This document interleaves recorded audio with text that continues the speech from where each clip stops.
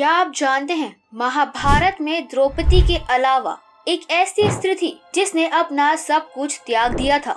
लेकिन आपको ये भी जानकर हैरानी होगी कि वो भी स्त्री हस्तिनापुर की कुलवधू थी।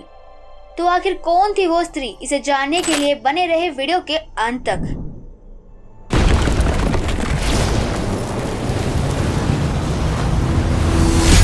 एक बार फिर माइथोलॉजी मिस्ट्रीज में आप सभी का स्वागत है।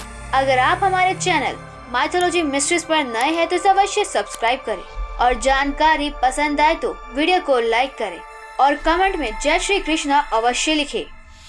महाभारत की कथा के अनुसार हस्तिनापुर के राज परिवार में कुंती, गांधारी और द्रौपदी जैसी महान स्त्रियां कुलवधू रही हैं। लेकिन इस परिवार में एक स्त्री ऐसी थी जिसका बलिदान सबसे बड़ा था।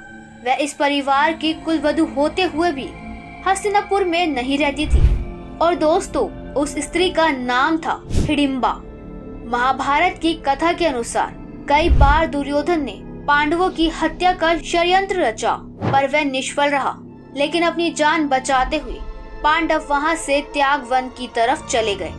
उस वन में हिडिंब नामक एक दैत्य अपनी बहन हिडिंबा के साथ निवास करता था। हिडिंब राक्षस को वन में मनुष्य की दुर्गंध आ गई और उसने अपनी बहन को उन मनुष्यों को भोजन के लिए उठा कर ले आने का आदेश दिया। अपने भाई का आदेश मानकर हिडिंबा वहां पर गई जहां पर 4 पांडव अपनी माता के साथ विश्राम कर रहे थे। महाबली भीम उन सब की रक्षा कर रहे थे। भीम को देखकर हिडिंबा उस पर मोहित हो गई और उसने भीम के समक्ष प्रेम प्रस्ताव रख दिया।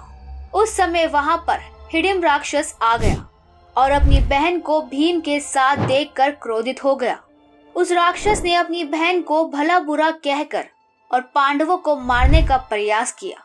उस समय भीम और हिडिंब का महायुद्ध शुरू हो गया जिसमें हिडिंब मारा गया।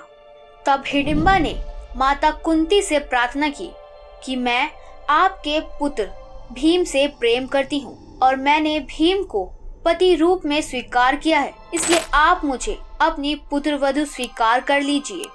हिडिंबा की बात सुनकर कुंती ने हिडिंबा को पुत्रवधू के रूप में स्वीकार कर लिया, परंतु साथ में ये शर्त भी रख दी कि भीम और हिडिंबा का जो पुत्र होगा उसका हस्तिनापुर के ऊपर कोई अधिकार नहीं होगा। उसके बाद भीम और हिडिंबा साथ रहने लगे।